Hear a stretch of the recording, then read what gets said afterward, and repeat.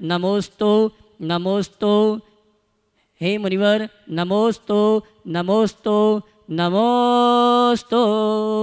और आइए गुरुवर के आशीर्वाद से हम और आप अपनी शंकाओं का समाधान प्राप्त करें। उसके पूर्व आज मैं उन परिवारों को आमंत्रित करूंगा जिन्होंने गुणायतन से जुड़ने का पूर्व में सौभाग्य प्राप्त किया है, आज हमारी उपस्थित हैं। सर्वप्रथम तो मैं आमंत्रित करूंगा श्रीमान शुभम जी, श्रीमती नेहा जैन दिल्ली, जिन्होंने गुणायतन में आज विशेष रूप से जुड़ने का अवसर प्राप्त किया है, और इनके सम्मान के लिए मैं आवाज़ दूंगा हमारे यजमान परिवार से मुकेश जी पाटोदी। वे आएंगे। सम्माननीय शुभम जी, श्रीमती नेहा जी का गुणायतन परिवार और धर्म प्रभावना समिति की ओर से सम्मान का कार्यक्रम संपन्न करेंगे। श्रीमान मुकेश जी पाटोदी यजमान परिवार आएँ।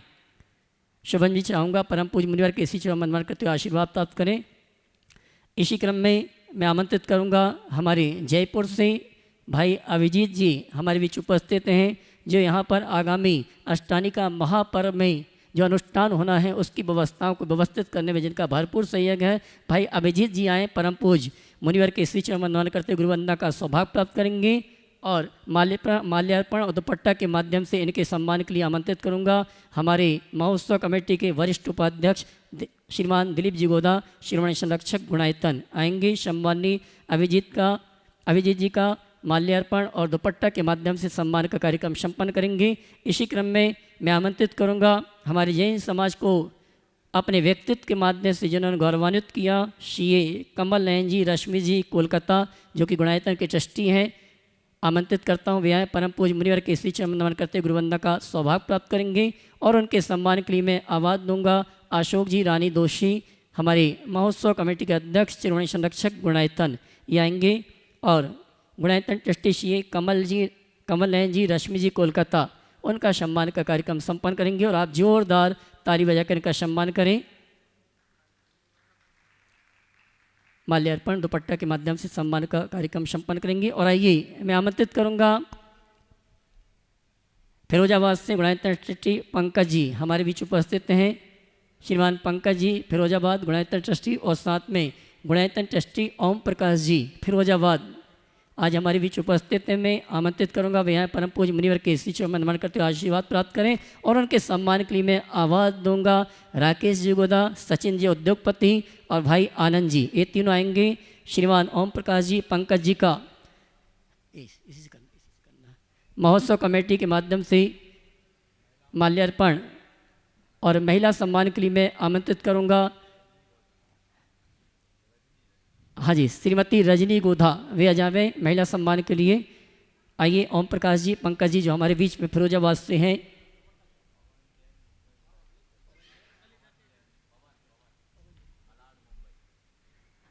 श्रीमान पवन जी जैन हमारे बीच उपस्थित हैं मल्लाड़ मुंबई से, वे भी आए, परम पूज्य मुनिवर के श्री चरण नमन करते गुरुवंदना का सौभाग्य प्राप्त करेंगे।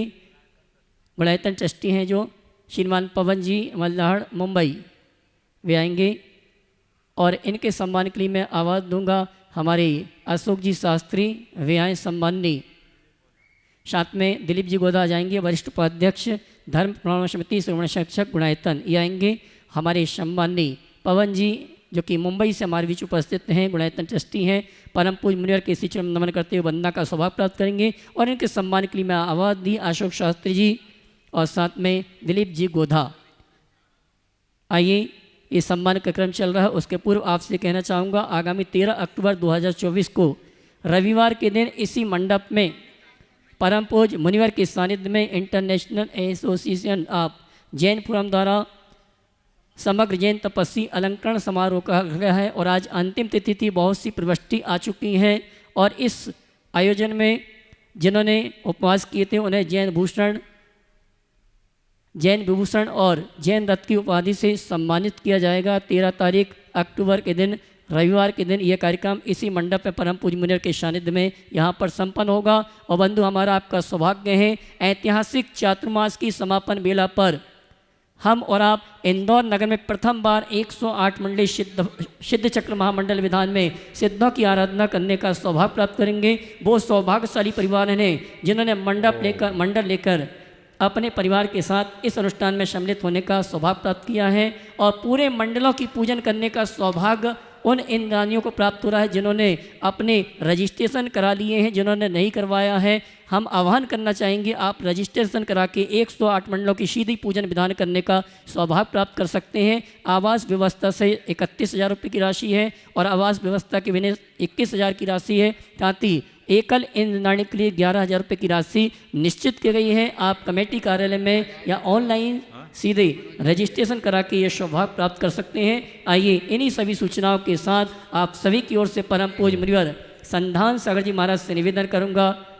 आगे के कार्यक्रम के संचालन के लिए दोनों हाथ उठा के जयकारा लगाएंगे। बोले परम पूज्य मुनि श्री प्रमाण सागर जी महाराज की। चलो शुरू कर। आज का यह शंका समाधान का सत्र अपन प्रारंभ करते हैं गुरु चरणों में। और प्रथम प्रश्न के लिए राकेश रजनी गोदा जो शिरोमणि संरक्षक है गुणायतन के, वे अपना प्रश्न गुरु चरणों में रखें। उसके बाद में प्रोफेसर नीरज जी जैन महालक्ष्मी नगर तैयार रहे।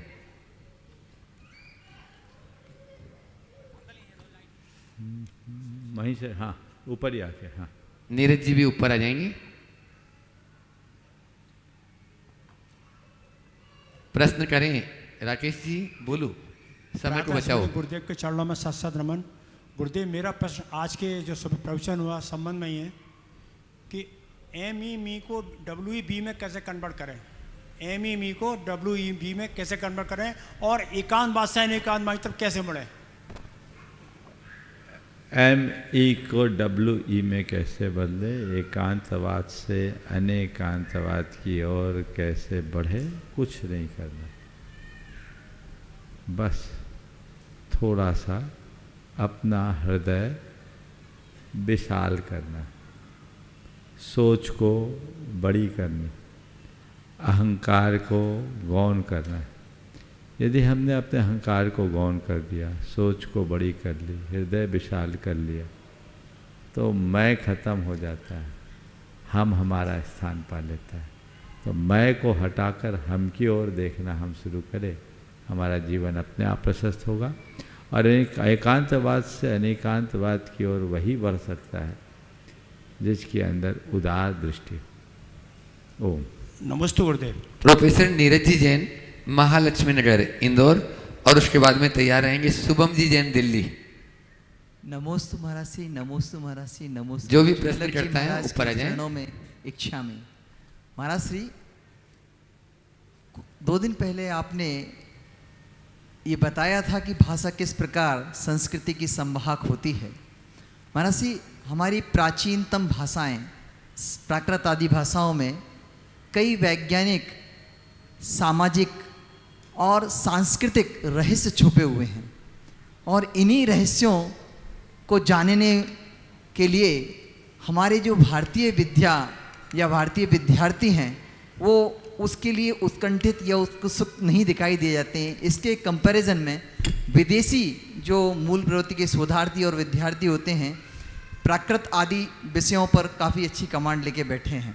महाराज जी, बात यह है कि ये जो मेरा मूल प्रश्न ये है कि हम किस प्रकार प्राकृत आदि जो हमारी प्राचीनतम भाषाएं हैं उनके प्रति विद्यार्थियों को जागरूक कर सकें, और कैसे वो जो तथाकथित पश्चिमी जो शोधकर्ताओं के द्वारा जो तथाकथित आविष्कार और जो शोध हैं उनको ना लेते हुए मूल रूप में मूल ग्रंथों के माध्यम से उसी वैज्ञानिक शोध को कर पाएं। आपने बहुत ही अच्छी बात यहाँ उपस्थित की है। पश्चिम के लोगों से हमें ये बातें सीखनी चाहिए। वहाँ के लोग पूरे विश्व की संस्कृति के ऊपर अध्ययन करते हैं, और उनको ये पता है कि किसी भी संस्कृति की गहराई को हम तभी जान पाएंगे जब हम उनकी मूल भाषा को पहचानेंगे। उनकी सोच थोड़ी इनोवेटिव रही, उन्होंने चीज़ों को खोजना पसंद किया, उसी अनुरूप वो काम किया। तो पश्चिम में जन्म लेकर के भारत की संस्कृति पर शोध कर रहे, वो प्राकृत पर काम कर रहे, संस्कृत पर काम कर रहे, वो अपभ्रंश पर काम कर रहे। पर हम भारतीय लोग अपनी मूलभूत भारतीय भाषा को नज़रअंदाज करें। हमें चाहिए कि हम उस पर पूरा फोकस रखें। और ये बात अपने हृदय में गहराएं कि अगर अपनी संस्कृति को ठीक तरीके से जानना है तो हमें उसकी भाषा की गहराई में उतरना चाहिए। भाषा में संस्कृति का प्रवाह बढ़ता है। हमारी सांस्कृतिक निष्ठा होगी तो हम अपनी भाषा के प्रति जरूर गंभीर हों। ये बहुत बड़ी विडंबना सी दिखती है कि आज अपने लोगों के मन में ही अपनी संस्कृति के प्रति बहुत कम उत्सुकता है। वे दुनियादारी की बातों के विषय में अधिक से अधिक जानकारी जुटाने के लिए प्रयत्नशील दिखते हैं, लेकिन अपनी सांस्कृतिक विरासत को ठीक तरीके से देखने और समझने की उत्कंठा का प्राय अभाव दिखता है। ये उत्कंठा जगनी चाहिए। जाने तो सही, समझे तो सही, पहचाने तो सही कि आखिर में हमारी मूलभूत सांस्कृतिक परंपरा क्या है, उसकी गरिमा, उसकी महिमा, उसका गौरव और उसका वैभव आखिर क्या है। यदि लोग गहराई से इन बातों को समझने लगे तो जीवन में बहुत बड़ा बदलाव आ सकता है। इसलिए 2 दिन पहले भी मैंने आप सबसे कहा था, आज पुनः कह रहा हूँ कि जो लोग, खासकर महिलाएं आगे आए, वे सब काम से फ्री हैं तो प्राकृत में, संस्कृत में, अपभ्रंश में एमए करना शुरू करें। डिग्री के कोर्स भी हैं और डिप्लोमा के भी कोर्सेस भी हैं, और मैंने तो सुना ऑनलाइन भी चालू हो गए। महाराज श्री, एक सूचना भी मैं आपके उत्तर के बाद शेयर करना चाहूँगा। कोई ऐसी सूचना है तो पहले दे दो ताकि मुझे सहूलियत हो जाए। महाराज श्री, वर्तमान में आज ही से शाम को 7:30 बजे ऑनलाइन प्राकृत भाषा का एक प्राथमिक प्रवेश और एक डिप्लोमा, 2 कोर्स आज ही से शुरू होने वाले हैं। कहाँ से? ये बाहुबली प्राकृत विद्या केंद्र और कुंद कुंद ज्ञानपीठ के समन्वय के साथ ये कोर्स चल रहे हैं, और हफ्ते में केवल 2 दिन 2 घंटे, 1-1 घंटे 2 दिन करके ये 4 महीने का कोर्स है। और इसकी परीक्षा से सर्टिफिकेट बाकायदा आपको बाहुबली प्राकृत प्रवेश विद्या केंद्र से मिलेगा। और इसकी सारी जानकारियाँ अभी मेरे पास वैसे रखी हैं, फॉर्म भी रखे हुए हैं। चूँकि कोर्स आज से शुरू हो गया तो काफ़ी विलम्ब ऑलरेडी हो चुका है। यदि कोई चाहे तो ये फॉर्म मुझसे प्राप्त करके जरूर सभी को करना चाहिए। बहुत स्वागत योग्य कदम है। और मैं तो कहता हूँ जो सभी को, महिलाओं को और ख़ासकर पाठशालाओं में पढ़ाने वालों को इस पर ध्यान देना चाहिए।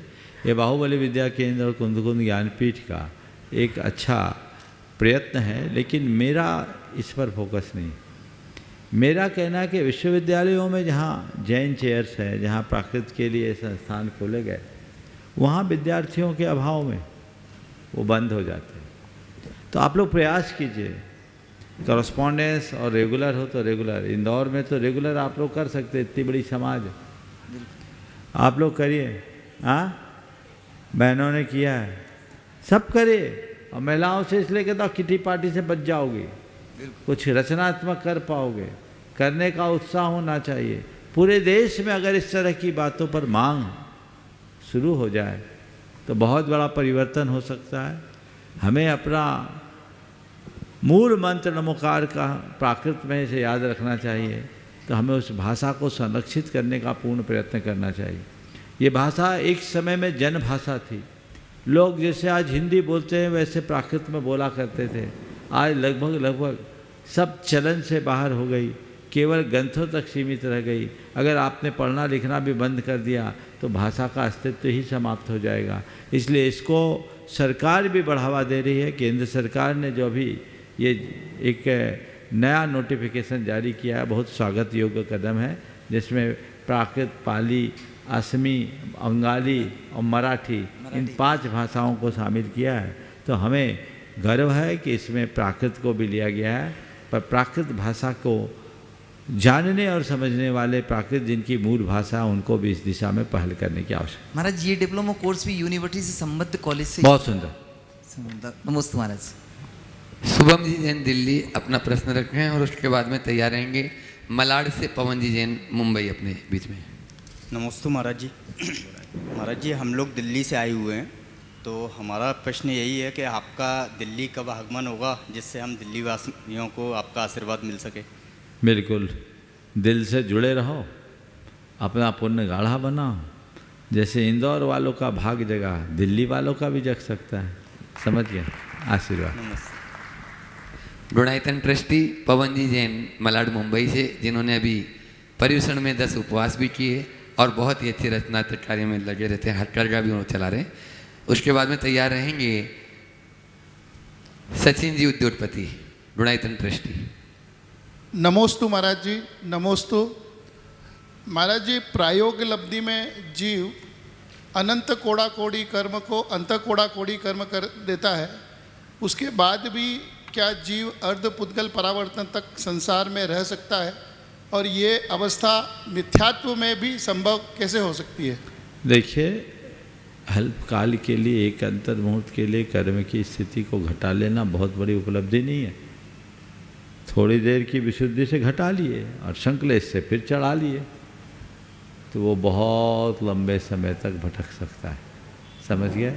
इसमें कोई आशा, कोई शंका की बात नहीं। एक प्रश्न, चलो जल्दी पूछो। भोग भूमि में जो युगलिया रहते हैं वो नगर में नगर बसा के रहते हैं या अकेले अकेले ही रहते हैं? उस समय भोग भूमि में कोई नगरीय सभ्यता नहीं, तो लोग अलग अलग रहते हैं, स्वतंत्र रूप से रहते हैं, और उनकी सारी व्यवस्थाएं प्राकृतिक कल्प वृक्षों से हो जाती। वहाँ पे नपचर और जलचर जीव भी होते हैं? सब रहते, जलचर नहीं रहते, नपचर और थलचर रहते हैं।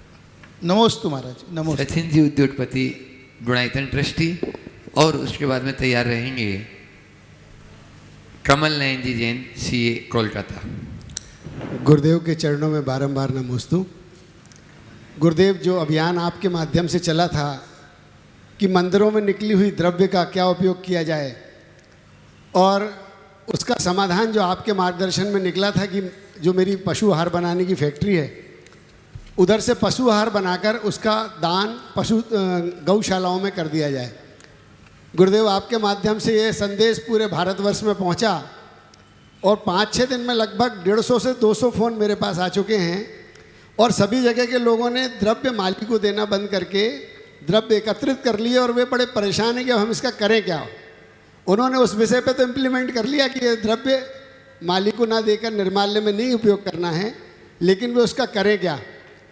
तो गुरुदेव, चूँकि इंदौर के आसपास के क्षेत्रों के तो जितने भी मंदिर वाले हैं, सभी से आह्वान करता हूँ कि जो भी द्रव्य हो आप मेरी फैक्ट्री पर भेज दें, मैं निःशुल्क उसकी पशु आहार बनाकर आपको दे दूँगा, और आपको जहाँ भी जिस भी गौशाला में देना हो वो आप अपनी ओर से दान दे सकते हैं। जैसे कि यहाँ पर 4.5 टन के करीब पर्यूषण पर्व में जो द्रव्य निकली थी, और क्लर्क कॉलोनी से लगभग 1 टन के करीब द्रव्य निकली थी, उसका पशु आहार बनाकर रेवती रेंज में स्थित जो 300 गाय की गौशाला चल रही है महाराज जी, वहाँ पर भेज दिया गया है। इसी प्रकार मैं अन्य लोगों से कहना चाहता हूँ, क्योंकि मेरे पास लगातार फ़ोन आ रहा है और वो उस चीज़ का समाधान नहीं समझ पा रहे हैं कि क्या करें। जैसे मेरे पास कलकत्ता से फ़ोन आया गुरुदेव, गुवाहाटी से फ़ोन आ रहे हैं, परतापुर से फ़ोन आ रहे हैं, ग्वालियर से फ़ोन आ रहे हैं। मैं सभी से निवेदन करना चाहता हूँ कि चूँकि आपके पास द्रव्य ज़्यादा से ज़्यादा 1 टन होगी, 1.5 टन होगी, तो वो द्रव्य सामग्री यदि आप इंदौर भेजेंगे तो उसमें आपको भाड़ा बहुत लगेगा। तो आप अपने आसपास के क्षेत्रों में यदि पता कर लें, कोई पशु आहार बनाने की फैक्ट्री हो, किसी भी पशु आहार बनाने की फैक्ट्री को आप अपना मटेरियल दें और उसको बोलें कि उसमें 3% फैट और 18% का प्रोटीन का फॉर्मूला सेट करके वो हमको पशु आहार बना के दे दे। मैं पुनः कहना चाहता हूँ, आपके आसपास कोई भी यदि पशु आहार बनाने की फैक्ट्री है, 50-100 किलोमीटर की रेंज में आप वहाँ पर उनको मटेरियल भेज दें और उनसे कहें कि 3% फैट और 18% प्रोटीन का हमको पशु आहार बनाकर दे दें, और वह पशु आहार आपकी जहाँ इच्छा हो आसपास के गौशालाओं में प्रदान कर दें। यदि मान लीजिए आपके आसपास में कोई फैक्ट्री नहीं है, तो मैं आपको एक छोटा सा फॉर्मूला बता रहा हूँ। आप जैसे 100 किलो पशु आहार बनाना है, तो 100 किलो पशु आहार में 50 किलो आपका जो चावल है द्रव्य का और जो सामग्री है, उसमें 30 किलो चावल का जो छिलका आता है वो बहुत आसानी से कहीं भी मिल जाता है। भूसी बोलते हैं उसको, भूसी, हलर भूसी भी बोला जाता है इधर मालवा में, और भी क्षेत्रों में कई जगह पे उसको कोड़ा भी बोलते हैं महाराज जी। तो 50 किलो चावल, 30 किलो छिलका ले लें, आप भूसी ले लें, 10 किलो उसमें गुड़ का जो सीरा होता है मोलासिस वो मिलाना है, और 10 किलो उसमें मक्का मिलाना है। आप मोलासिस को छोड़ के बाकी 90 किलो को किसी भी आटा चक्की में पिसवा लें और पाउडर बन जाएगा। उस पाउडर में वो मोलासिस मिलाकर उससे हाथ से आप किसी भी लेबर से आप लड्डू बनवा लें और वो गायों को डाल दें, तो चूंकि वो मीठापन आ जाता है मोलासिस डलने से, गुड़ का सीरा डलने से, तो गाय उसको आसानी से खा लेती है। मेरा आप सभी से निवेदन है, आप परेशान ना हो, आपके फ़ोन आ रहे हैं, मुझे अच्छा नहीं लग रहा है, कोई जवाब नहीं दे पा रहा हूँ। और महाराज जी ने भी एक और मेरे को मार्गदर्शन दिया, 20 से 25 लाख रुपए तक का एक छोटा सा प्लांट हम अभी रिसर्च कर रहे हैं गुरुदेव के निर्देशन में। 20 से 25 लाख रुपए तक का एक पशु आहार बनाने का प्लांट का मैं पता करता हूँ, कभी छोटा प्लांट लग सकता हो तो वो प्लांट मैं अभी थोड़े दिन में 2-4 दिन में आप लोगों के सामने रखूँगा। कई लोगों के फ़ोन आ रहे हैं कि उस क्षेत्र के सारी द्रव्यों को एकत्रित करके वे पशु आहार बना सकते हैं, निःशुल्क बनाकर दे सकते हैं। तो गुरुदेव मैं आपके माध्यम से 1-2-4 दिन में अंदर ये प्लांट के बारे में भी मैं सूचना दूंगा। बहुत अच्छी जानकारी सचिन भाई ने दी है और मैं इसे एक बहुत सकारात्मक पहल के रूप में देखता हूँ। ऐसा सत्प्रयास होना चाहिए और पूरे देश में एक अभियान बनना चाहिए। जहाँ तक लोगों के फ़ोन करने का सवाल है तो मैं समझता हूँ ये उनकी जागरूकता का द्योतक है। जी महाराज जी। और इसे अभी बढ़ाना चाहिए। लगभग 150 फ़ोन आ चुके हैं। सबसे पहले मैं इंदौर वालों को कहूँगा, और इंदौर के सारे मूर्धन यहाँ बैठे हैं, लोगों ने कहा भी है, पहला काम तो ये करो कि पूरे इंदौर शहर के सब मंदिर में ये व्यवस्था सुनिश्चित हो जाए, इस अभियान को गति दो। तो इंदौर की तो सारी समस्याएं हल हो जाएगी, इंदौर के आसपास की भी समस्याएं हल हो जाएगी। जिन क्षेत्रों में ऐसी व्यवस्था नहीं है वहाँ आसपास लगभग पशु आहार पूरे देश में बनता है। पता करें, और मैं आपसे कहता हूँ आप खुद पता कर लो। लोग थोड़ी मेहनत करना कम चाहते हैं, बनी बनाई रसोई खाना चाहते हैं। तो उनके लिए कुछ जानकारी एकत्रित कर लो। इस मंच से देश के सभी प्रमुख शहरों और राज्यों के में रहने वाले जहाँ जैन समाज का बाहुल्य है, वहाँ इस तरह के पशु आहार के अगर केंद्र हैं, कोई फैक्ट्रियाँ लगी है, तो उसकी जानकारी इस मंच से दे दी जाए तो लोग उनसे संपर्क करके बात भी कर सकते हैं। और यदि लोगों की नज़र में ऐसी कोई फैक्ट्रियाँ चल रही हो तो उनकी सचिन भाई से बात करा दें ताकि वो उसका फार्मूला बता दें और एक जीव दया का कार्य हो सके। लेकिन जब तक ये सब चीज़ें ना हों तब तक क्या करें? कुछ मत करो। आप सारा चावल किसी ऐसी जगह में रख दो, छत वगैरह में, तोतों का समूह आएगा, एक दाना नहीं बचने देंगे। आप उसको करिए। हाँ, तोतों को नुकसान नहीं करता, तोते बहुत चाव से खाते हैं, तोते बहुत चाव से खाते, कोई नुकसान नहीं करता। उदयपुर इसका जीवंत उदाहरण है। वो तो बादाम तक को फोड़ फोड़ के खाते हैं, बचने नहीं देते। तो आप तोतों को खिलाइए। और गौशालाओं में इसका एक दूसरा रूप है कि चावल सीधे ना खिलाकर आप उसकी खिचड़ी बनाकर खिला दीजिए, उसमें दाल मिला दीजिए, प्रोटीन का सोर्स है, और खिचड़ी मिला करके मवेशियों को दिया जाता है और वह आराम से खा लेते हैं, उनको कोई नुकसान नहीं करता। सीधा चावल बादी कारक होता है, इसलिए लोग थोड़ा परहेज करते हैं, और दुधारू पशुओं के लिए लोग कम खिलाना चाहते हैं। पर आपके द्वारा जो तैयार किया गया वो तो दुधारू पशुओं वो के तो परफेक्ट कॉम्बिनेशन है गुरुदेव। लेकिन जो गौशाला है उनमें दुधारू पशु कम है, इसलिए उन गौशालाओं में वो द्रव्य चले जाए तो उनको कोई नुकसान नहीं है, वे आराम से खा सकते हैं। जिन गौशालाओं में केवल भूसा मिलता है उनको कम से कम अन्न तो मिलेगा, ये बहुत बड़े पुण्य का कारण होगा। तो ये सत्प्रयास सबको करना चाहिए, इसमें किसी भी प्रकार की कमी नहीं रखनी चाहिए। और एक अभियान चलना चाहिए कि मंदिर की द्रव्य सामग्री बाजार में बिकना बंद हो, ताकि उसके साथ लोग अभक्ष भक्षण से बच सके। मुझे तो एक जानकारी और मिली, यहीं पर किसने दी थी, शायद आनंद ने दी थी, कि ये माली से पूछा कहाँ जाता है, तुम लोग कहाँ बेचते हो? बोले शराब वाले ले जाते। बिरयानी तक को तो ठीक है, बियर फैक्ट्री वाले ले जाते हैं, और चावल से तो शराब बनती है, इसको सड़ा करके शराब बनाते हैं। तो त्रिलोकी नाथ के लिए जिस द्रव्य को चढ़ाया गया उस द्रव्य का ऐसे, अभी तो बिरयानी तक की सुनी थी, अभी एक नई बात और जुड़ गई तो शराब कबाब में ऐसी चीज़ें लगे, इससे बड़ा पाप क्या होगा। इसलिए मैं पुनः आज सभी मंदिर कमेटियों से जुड़े लोगों से कहना चाहता हूँ कि आप लोग आगे आइए और इसका स्थायी समाधान निकालिए। आप ऐसा हल निकालेंगे तो सुनिश्चित इसका अच्छा परिणाम आएगा। नमोस्तु। आज अपने बीच में कोलकाता से जो गुणायतन की ट्रस्टी भी हैं, कमल नयन जी हैं, सहपत्नी सीए यहाँ पर उपस्थित हैं, जो कलकत्ता प्रवास में पूज्य महाराज श्री जी की प्रभावना में बहुत बड़ा योगदान जिन्होंने किया और उस समय सीए एसोसिएशन के ये चेयरमैन भी रहे और इन्होंने अपने ही उस सीए एसोसिएशन के सभागार में पूज्य श्री जी का अनेक सीओ के बीच में बहुत बड़ा प्रवचन करवाया। एक बार जोरदार तालियों से कमल नयन जी का स्वागत अभिनंदन कर दीजिए। और उसके बाद में तैयार रहेंगे सोहम सिद्धोहम हेमा मोदी परिवार गुणायतन ट्रस्टी इंदौर कटनी। नमोस्तु गुरुदेव, सत्सत वंदन।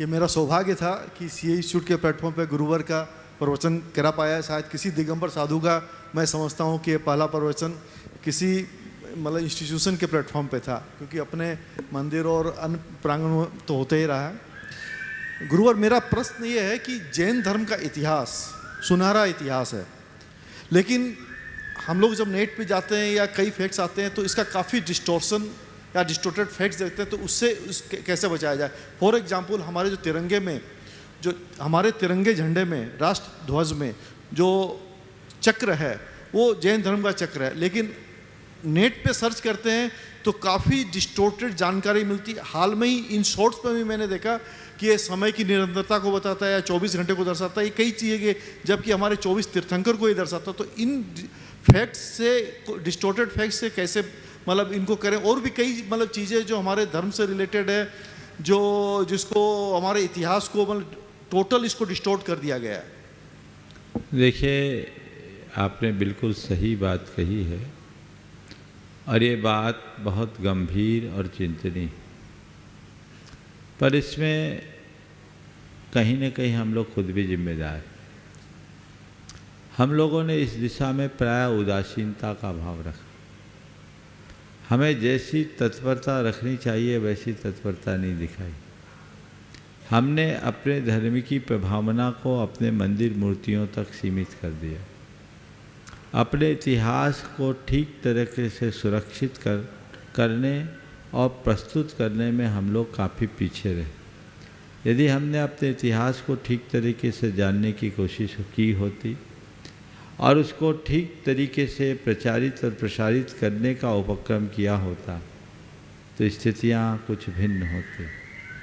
हम लोग बहुत पीछे रहे। आज भी इंटरनेट के प्लेटफॉर्म में आप सब चीज़ें डाल सकते हैं, लेकिन इस तरह की सूचनाएं बहुत कम दी जाती। हम लोगों को जागरूक होना चाहिए और इस पर काम करना चाहिए कुछ अच्छे स्कॉलर्स को, कि सारे जैन प्रतीकों का गंभीरतम अध्ययन करके उसका विश्लेषण कम से कम इंटरनेट में उपलब्ध हो और एक क्लिक पर लोग जान सकें आज जो हमारी जैन प्रतीक है और भारतीय प्रतीक है उनका उनके साथ क्या तालमेल है, उसको जोड़कर करना चाहिए। कई चीज़ें हैं, जैसे जो 24 आर्य वाला चक्र है उसे धर्म चक्र का भी प्रतीक माना गया, 24 तीर्थंकरों का प्रतीक है, 24 घंटे का भी प्रतीक है। बौद्धों के यहाँ भी 24 अवतार माने गए हैं। तो ये अलग अलग प्रक्रियाएँ हैं, उसके कई तरीके के तथ्य हैं। पर हम अपने मूलभूत इतिहास को और अपने प्रतीकों को पहले खुद जानें, उस पर शोध करें, खोज करें और तथ्यात्मक तरीके से उनका हम इस तरीके ऐसा प्रस्तुतिकरण करें कि सबके लिए वो समाधान कारक बन सके। हम अच्छी बातें अच्छे तरीके से सभी प्लेटफॉर्म में उपलब्ध कराने का प्रयत्न करें। आज जैन लोग सोशल मीडिया में एक्टिव तो बहुत रहते हैं, लेकिन इधर उधर की बातों को फैलाने में अपनी शक्ति गंवा देते हैं। मैं सभी को सलाह दूंगा कि अपना समय बर्बाद करने की अपेक्षा, इधर उधर की बातों में खपाने की अपेक्षा कुछ अच्छा पढ़ने, लिखना, शोध खोज करने की आदत डालिए और उसके तथ्यों को ऐसे प्लेटफार्म में अपलोड कीजिए, सोशल मीडिया के माध्यम से एक बड़ा अवेयरनेस होगा और वह सबके लिए बड़ी उपलब्धि का कारण बने। सोहम सिद्धोहम हेमा मोदी रश्मि भी पूछेगी, बोलो। हाँ, हाँ रश्मि। नमोस्तु गुरुदेव। महाराज श्री, मैं आने वाली पीढ़ी को जैन धर्म की शिक्षा किस तरह दूं ताकि वो इंटरेस्ट के साथ जैन धर्म में भाग ले?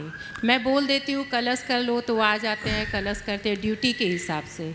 मैं वैसा नहीं चाहती हूँ, ये कमी हम में है। ये केवल तुम्हारे में नहीं, सबकी कहानी। हम लोग धर्म के नाम पर बस थोड़े बहुत रिचुअल्स की बात भर करते हैं, ये करो, ये नहीं करो, ऐसा करो, वैसा मत करो, बस नहीं। इसका दीर्घकालिक असर नहीं पड़ता। बच्चे माँ बाप के कहने से लिहाज या संकोच वश कर लेते हैं, पर उनका अंतर्मन नहीं जुड़ता। तो उसकी जगह हमें उन्हें स्पिरिचुअल तरीके से जोड़ना चाहिए।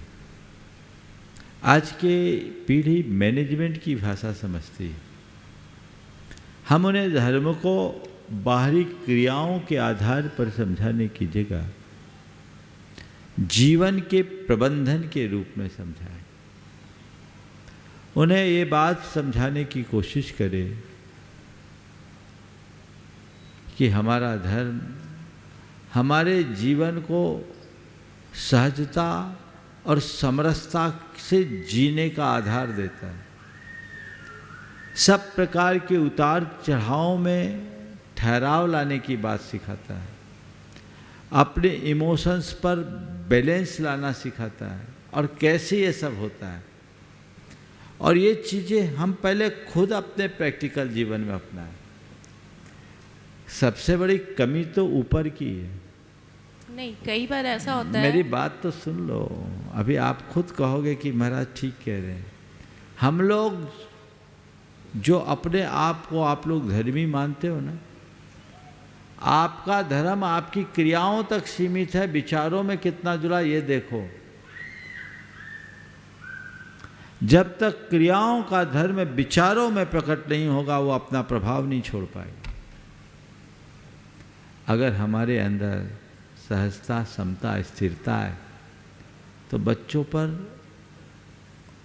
अमिट छाप पड़ती है। मैं आपको बताऊं, एक महिला बड़ी धर्मात्मा, मैं धार्मिक शब्द का प्रयोग नहीं कर रहा हूँ, धर्मात्मा, वैराग्य की प्रतिमूर्ति और बहुत सहज सरल समतावान। उसके व्यवहार से उसका बेटा धर्मात्मा बन गया। जब वो सारे धार्मिक क्रियाओं में उसकी सहभागिता होती है, उसका आचरण भी बड़ा पवित्र और निर्मल है। मैंने उससे एक दिन पूछा कि ये बताओ तुम्हारा गुरु कौन है? तो बोला मेरी माँ। हमने पूछा तुम्हारा गुरु कौन है? उसने कहा मेरी माँ। बोले महाराज हमने माँ को देखा, माँ धर्म करती है, धर्म को जीती, कितनी खुश रहती है। और लोगों को देखता हूँ मैं, अपनी ताई जी लोगों को देखता हूँ, सब कुछ है, सारे चीज़ें वो लोग करती हैं, लेकिन हमेशा परेशान रहती है। माँ को देख कर लगा कि वाकई में जीवन को हमेशा खुश रखना है तो माँ के रास्ते पर चलना चाहिए। और महाराज जी मैं कहता हूँ, आपको कहने में मुझे संकोच लगता है, कहना नहीं चाहिए आपके सामने, पर मेरी असली गुरु तो माँ है। कितने माँ बाप हैं जिनको ऐसा सुनने का सौभाग्य मिला है? ज़्यादातर बच्चे ये कहते हैं हमारी माँ बहुत खचड़ी है और बाप बड़ा खड़ूस है। ये जो प्रवृत्तियाँ ये सुनने को मिलता है। आप खुद जिए अध्यात्म को, उसकी छाप पड़ेगी, प्रेरणा मिलेगी। लेकिन महाराज जी कई बार ऐसा होता है कि हमें समझने में टाइम लगता है, तब तक बच्चा हमारे हाथ से निकल जाता है। इसलिए तो बोल रहा हूँ जो मैं बोलना चाह रहा हूँ। मामला तो ऊपर से ही गड़बड़ है। हम आरोप लगा रहे बच्चों को। नहीं, मैं पहले अपनी गलती और उसमें आपकी भी गलती नहीं है, क्योंकि आपको भी वही सिखाया गया है जो आप अपने बच्चों को सिखाना चाह रहे हैं। ऊपर से ही हम लोगों को भी यही सिखाया गया, धर्म करना, मंदिर चले जाओ, रात में मत खाओ, माला फेर लो, आलू मत खाओ, प्याज मत खाओ, गलंत नहीं करो, पूजा कर लो, अभिषेक कर लो, अच्छी बात है। एक धर्मी व्यक्ति को ये सब चीज़ें करनी चाहिए, पर ये सब क्यों करना ये बताया नहीं गया। तो आपके पिताजी ने आपको नहीं बताया, आप अपने बच्चे को नहीं बताएं, तो यही परंपरा चलते रहेगी। हम आप तक की पीढ़ी वाले तो आज्ञाकारी रहे, जो माँ बाप ने बोल दिया पत्थर की लकीर बन गई, हमने कर लिया, लेकिन आज के बच्चे नहीं करेंगे। तुम्हारे बच्चे भले कर ले, उनके बच्चे तो ये भी नहीं करेंगे। तो इसलिए अब हमें ये ट्रेंड बदलना चाहिए और बच्चों के लिए एक प्रकार की आध्यात्मिक प्रेरणा देनी चाहिए, और हम उसी तरीके की बात करें। इसीलिए आपने देखा होगा मैं कभी किसी को नियम नहीं देता, मैं नियमों पर जोर नहीं देता। अपने प्रवचनों में बस अपने जीवन की व्यवहारिक बातें करता हूँ, व्यवहारिक जीवन की बातें करता हूँ, अपने जीने का जो प्रैक्टिकल वे है वो बताने की बात करता हूँ, और मैं पाता हूँ इसका बहुत अच्छा परिणाम निकलता है। आज के पढ़े लिखे हजारों युवक युवती का जीवन परिवर्तित हो रहा है। तो वो चीज़ें हैं, तो एक क्रांति रिचुअल के साथ स्पिरिचुअल की, या एक कहूँ स्पिरिचुअल से रिचुअल की ओर, हम रिचुअल से स्पिरिचुअल की ओर जा रहे हैं। वो चीज़ें शायद उतना प्रभाव नहीं छोड़े, लेकिन अंदर की एक क्रांति जग गई तो बहुत बड़ा प्रभाव पड़ेगा। तुम्हारे माध्यम से मैं सबको कहना चाहूँगा, पहले खुद को सुधारो, तब बच्चों को सुधार पाओगे। हम बच्चों के ऊपर एक ऐसा आदर्श छोड़ें। एक बच्चे ने कहा देखो कि महाराज जी अब मेरी मम्मी स्वाध्यायशील है, मेरी शादी हो गई, अब वो कहती है हमको ज़्यादा राग नहीं करना चाहिए, कसाई नहीं करना चाहिए, मोक्ष मार्ग में लगना चाहिए, मोक्ष में ही कल्याण है, विषय कसाय में हित नहीं है। तो महाराज जी मैं अपनी मम्मी से पूछता हूँ, ये जब ये सही है और जो विषय कसाय दुनियादारी गलत है, तो आपने हमको बचपन से क्यों नहीं बताया? हमारा विवाह क्यों करके फंसाया? पहले ही बता देते तो हम महाराज की तरह निकल जाते। तो पहले तो फंसाते हो, फिर कहते हो हटो। ये बहुत बड़ा यक्ष प्रश्न है। तो ये सोच अभी भी देख लो, हर माँ बाप चाहते हैं कि मेरा बच्चा धर्मी तो बने, पर ये नहीं चाहते कि ज़्यादा धर्मी बन जाए, परेशान होने लगते। राइट। तो ये जो सोच है वो बदलना चाहिए। जब तक सोच को हम नहीं बदलते तब तक कोई स्थायी परिणाम नहीं निकल सकता। सोहम सिद्धो हम हेमा मोदी परिवार इंदौर जो गुणायतन की ट्रस्टी भी हैं, इंदौर और नहीं कटनी, और इनके बाद में तैयार रहेंगे। आज अपने बीच में व्यवहारी के जो अध्यक्ष हैं अमृत नीना जी जैन, और चाहूँगा इनके सम्मान के लिए भी धर्म प्रभावना समिति के पदाधिकारी तैयार रहे। हे गुरुदेव नमोस्तु नमोस्तु नमोस्तु। महाराज जी मेरा प्रश्न ये है कि मैं गुरुदेव की भक्ति किस प्रकार कर सकता हूँ? गुरुदेव की भक्ति किस प्रकार कर सकता हूँ? देखो, तुम जैसे बच्चों के लिए मैं कहता हूँ, गुरु भक्ति करना है तो केवल एक काम करो कि हमें जो गुरुओं का उपदेश और मार्गदर्शन मिलता है उसके अनुसार ऐसा पवित्र जीवन जीना है, और जीवन को इतना ऊंचा उठाना है कि कल हमको देखकर लोग हमारे गुरु का मान कर सके, गुरु का गौरव गान कर सके कि देखो इन बच्चों को कैसे अच्छे संस्कार मिले और ये आगे बढ़ गए। समझ गए? तो अच्छा जीवन जीना ही गुरु की भक्ति है। चलो आगे। व्यवहारी के और अतिशय क्षेत्र शांतोदय के अध्यक्ष अमृत नीना जी जैन, और उनके सम्मान के लिए नवीन आनंद गोदा और साथ में अध्यक्ष असुर रानी दोषी जी आ जाएं, और मुख्य यजमान में अपने पाटोदी जी, मुकेश जी पाटोदी आ जाएं। जैन समाज व्यवहारी और अतिशय शांतोदय मयू की तरफ से सभी महाराज जियों को बारंबार नमोस्तु नमोस्तु नमोस्तु। मैं गुरुदेव के चरणों में त्रैवार नमोस्तु नमोस्तु नमोस्तु। भगवान, हम सबके मन में कभी कभी प्रश्न आ जाता है इस तरह स्थितियों को देख के कि जब शांत्योदय मऊ में सभी लोग कार्य करते हैं उस समय बहुत सारे व्यवधान आते हैं। उन व्यवधानों को देखने से जो हमारे सहयोगी कार्यकर्ता हैं वो सभी बहुत हताश निराश हो जाते हैं। उनका उत्साह वर्धन हम किस तरह से क्या उनको संबोधन करके या क्या सलाह दे के करें कि वो बढ़ जाएं, क्योंकि आप लोग तो अभी जल्दी वहाँ पहुँचते नहीं हैं। जब आप आएंगे तब आपका, तब तक आपके मार्गदर्शन हमारे द्वारा। देखिए, पहले तो मैं चाहूँगा अमृत मीना जी का जोरदार अभिनंदन करें। ये लोग बड़े भाग्यशाली हैं, एक ऐसे स्थान से आए जहाँ भूगर्भ से 13 प्रतिमाएं निकली हैं। 13 जिन प्रतिमाएं अभी 2 साल, 3 तोरण हैं, 13 प्रतिमाएं हैं। कलछुरी कालीन प्रतिमाएं हैं, लगभग 9वीं-10वीं शताब्दी की। और वहीं से पहले एक शांतिनाथ भगवान की विशालकाय प्रतिमा सतना में स्थापित है।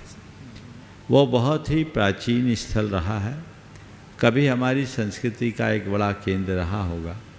लेकिन 24 टीले वहाँ आज भी मौजूद हैं। हाँ, आज वहाँ बड़े चमत्कारिक तरीके से भगवान प्रकट हुए हैं। और छोटी सी समाज है, लेकिन इन्होंने बड़ा संकल्प लेकर उसे पूरा करने का बीड़ा उठाया है। परम पूज्य गुरुदेव का प्रत्यक्ष ही उन सबको आशीर्वाद मिला और वो कार्य आप लोग आगे बढ़ाए हैं, निश्चित पूरा होगा। आप अपने कार्यकर्ताओं से कहिए कि अच्छा कार्य करने में थोड़ी बहुत परेशानियां तो आती है।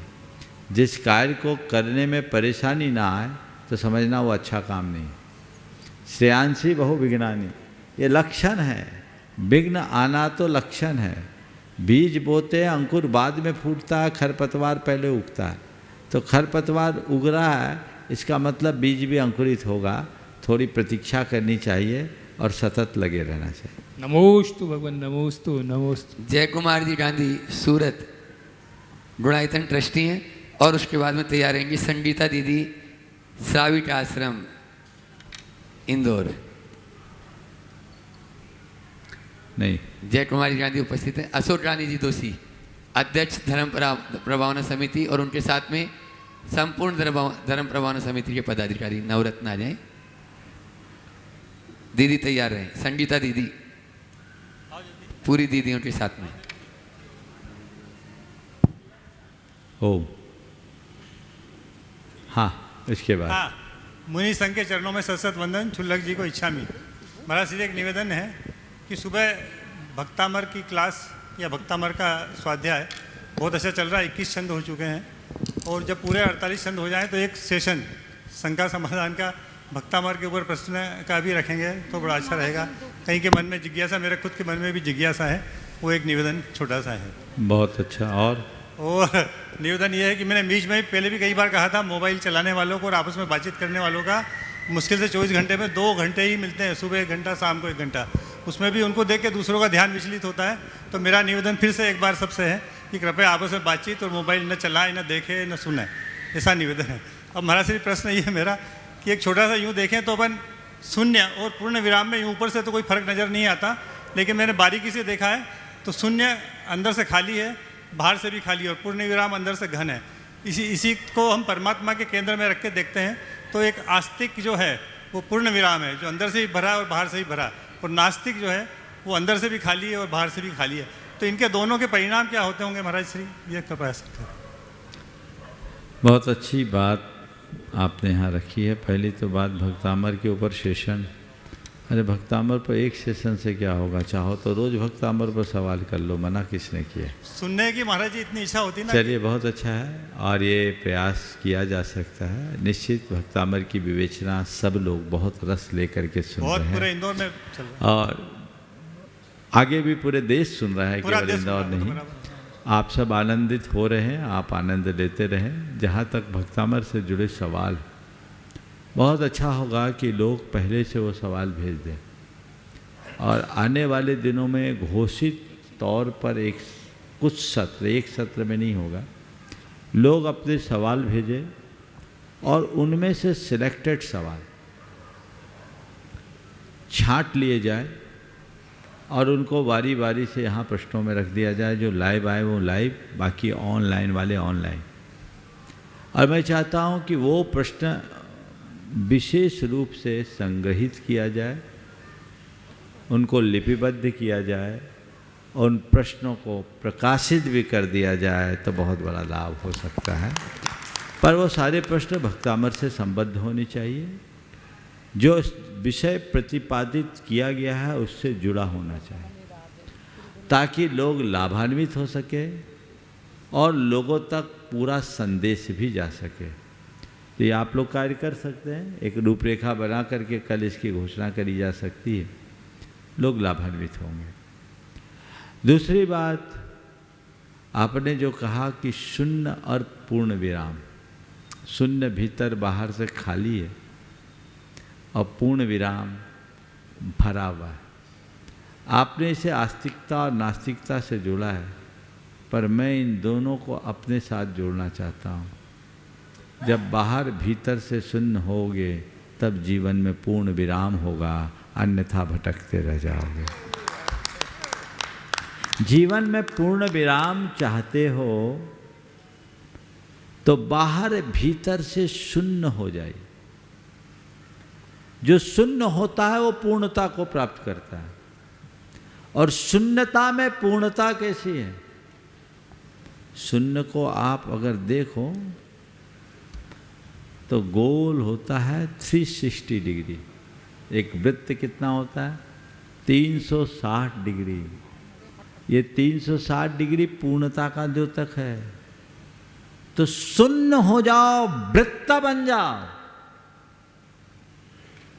तो पूर्ण बन जाओगे 360 डिग्री वाले। और वृत्त बनने के लिए क्या करना होगा? वृत्त का अर्थ गोल भी होता है और वृत्त का अर्थ चरित्र होता है। अगर वृत्त बनना है तो अपने चरित्र को सुधारना शुरू कर दो, पूर्ण हो जाओगे। अपने चरित्र को निखारें, शून्य बने, तब पूर्ण बनेंगे। जो लोग बाहर से चीज़ों को पकड़े रहते हैं वे अधूरे होते हैं, और जो सब चीज़ों से शून्य हो जाते हैं वही पूरे हो। नमस्ते महाराज। हाँ। ब्रह्मचारिणी संगीता दीदी जी, श्राविक आश्रम, इंदौर, और उसके बाद में जम्बू चंदा जी डंडवाल, डाल्टनगंज तैयार रहे। वात्सल्य मूर्ति परम पूज्य श्री प्रमाण सागर जी महाराज के पावन चरणों में नमोस्तु नमोस्तु नमोस्तु। महाराज श्री के पावन चरणों में नमोस्तु। महाराज श्री, अभी मैं जब गोटेगांव गई, जब पूज्य श्रवण सागर जी महाराज ने एक आपके बारे में आचार्य श्री के मुख से संस्मरण सुनाया कि राहुल गांधी को जैनिज्म का अध्ययन करना था, जैनिज्म का अध्ययन करना था, तो उसने बेनाड़ा जी को से कांटेक्ट किया, और बेनाड़ा जी जब उनको पढ़ाने के लिए गए तो राहुल गांधी ने बेनाड़ा जी से कहा कि मेरे गुरु प्रमाण सागर जी हैं और मैं सिर्फ उनको ही सुनता हूँ। तो बेनाड़ा जी ने कहा क्यों? तो कहने लगे उनकी जो सोच है बहुत पॉजिटिव सोच है। तो वो बात वहाँ से अध्ययन करने के बाद जब आए तो आचार्य श्री की वैयावृत्ति के समय बेनाड़ा जी ने आचार्य श्री को बोला कि आचार्य श्री, मैं राहुल गांधी को पढ़ाने के लिए गया था, पर उनने अपना गुरु पूज्य प्रमाण सागर जी को बताया। तो आचार्य श्री ने सारे से बोला तो कहने लगे कि नहीं, क्योंकि वो जो सोच है उनकी पॉजिटिव सोच है। और आचार्य श्री इतने गदगद हुए तो कहने लगे हाँ, वह शुरू से उसकी सोच अच्छी थी।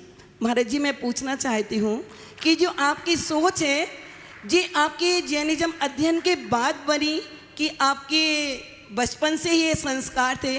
और हम लोगों की सोच अनुकूलता में तो बनी रहती है पॉजिटिव, पर जैसे ही प्रतिकूलता आती है तो विचलित हो जाती है। तो हम लोग अपनी सोच को कैसे पॉजिटिव बनाएं, आप समाधान कीजिए। देखिए, आपने जो बात कही,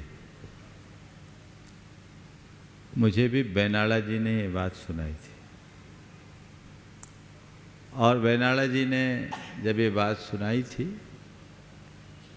तो वे कहा था कभी राहुल गांधी के मन में जैनिज्म को पढ़ने की इच्छा हुई तो बैनाला जी ने उन्हें जाकर कुछ दिन पढ़ाया था।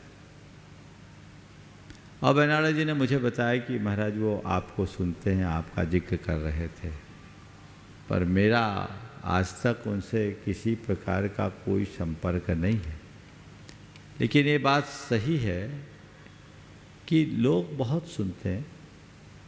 आज YouTube के माध्यम से, इंटरनेट के माध्यम से, टीवी के माध्यम से, जिन्हें जब जैसा अवकाश मिलता है सुनते रहते हैं।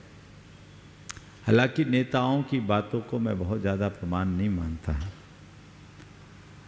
कह रहे हैं स्वागत योग्य बातें हैं, और मैं उनकी बातों से रंच मात्र प्रभावित नहीं होता जो मुझसे प्रभावित हैं। मैं उनसे प्रभावित होता हूँ जो कहीं कुछ परिवर्तित होते हैं। प्रभावित होना बहुत बड़ी बात नहीं है, परिवर्तित होना ही जीवन की बड़ी उपलब्धि है। तो मैं सभी से कहूँगा, प्रभावित तो आप हो, इसमें कोई संशय नहीं, लेकिन परिवर्तित होने की कोशिश कीजिए। मैं अक्सर कहता हूँ, फैन नहीं फॉलोअर बने। आपने जो सवाल किया और मुझे ये सुन के बहुत अच्छा लग रहा है कि गुरुदेव के समक्ष ये बातें गई, और गुरुदेव ने यदि ऐसा कहा है तो मैं समझता हूँ मेरे जीवन के लिए सबसे बड़ा कॉम्प्लीमेंट है। महाराज जी श्रवण सागर जी सिर में भैयाव्रती कर रहे थे जब आचार्य के सामने, श्रवण पूज्य श्रवण सागर जी महाराज। बिल्कुल वो अन्यथा नहीं कहे होंगे, मैं उसको नहीं कह रहा हूँ। लेकिन अगर गुरुदेव ने ये बात कही है तो मेरे जीवन के लिए बहुत बड़ी उपलब्धि है। सारा संसार मुझे कुछ कहे कुछ माने, मुझे कोई फर्क नहीं पड़ता, पर अगर गुरु के मुख से मेरे लिए एक शब्द भी निकल जाए तो मैं अपने आप को कृतार्थ महसूस करता हूँ। रहा सवाल, क्या शुरू से ऐसी सोच थी? एक घटना बताता हूँ। जब मैं पढ़ता था, ट्यूशन के लिए गया था, हमारे शिक्षक ने अपने घर के बाहर शीशम के 3 पेड़ लगाए, और वो बहुत व्यवहारिक तरीके से ज्ञान दिया करते थे। और उन्होंने सवाल किया कि ये बताओ, आज हमने ये 3 पेड़ लगाए, 20 साल बाद इनकी क्या स्थिति होगी? हम 20 बच्चे पढ़ते थे। सबसे पहले मेरा हाथ उठता था, पर उत्तर सबसे आखिरी में मुझे देने को मिलता था। जब कोई का उत्तर नहीं, तब मुझसे कहा जाता था जैन तुम बोलो। सब ने उत्तर दिया। किसी ने कहा 20 साल में ये पेड़ इतने बड़े हो जाएंगे, इतनी गंदगी होगी, पक्षी बीट करेंगे, कूड़ा करकट गिरेगा, पत्ते गिरेंगे, बीज गिरेंगे। किसी ने कहा 20 साल में ये 3 पेड़ आपके पूरे घर को ढक लेंगे। किसी ने कुछ कहा। मुझसे कहा तो मैंने कहा, सर 20 साल बाद ये तीनों पेड़ पूरे इलाके की शान बनेंगे।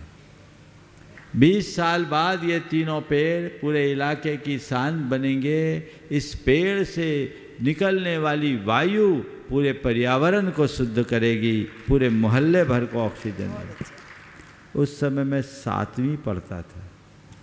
तब उन्होंने कहा कि तुम्हारे विचार किसी संत जैसे विचार है, मुझे नहीं मालूम मैं क्या हूँ, लेकिन ये बात, ये सोच मेरे अंदर उस समय भी इसका बीजारोपण हो गया था। शुरू से मेरे अंदर ये रही है बात कि मैंने चीज़ों को व्यापकता से और समग्रता से देखने की कोशिश की। साधु जीवन में सकारात्मकता का विकास हुआ है, इसमें कोई संशय नहीं। और मैं ऐसा नहीं कह सकता कि मैं अभी भी हर बात में सकारात्मक ही रहता हूँ, पर रहने की कोशिश ज़रूर करता हूँ। और सकारात्मकता ही हमारे जीवन की उपलब्धि है।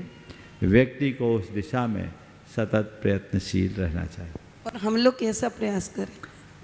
मैं तो कहता हूँ भावना योग करना शुरू करो। महाराज जी दोनों टाइम करते बस करते रहो, और मुझे सकारात्मक रहना है, मुझे सकारात्मक रहना है, ऐसा सोच लो।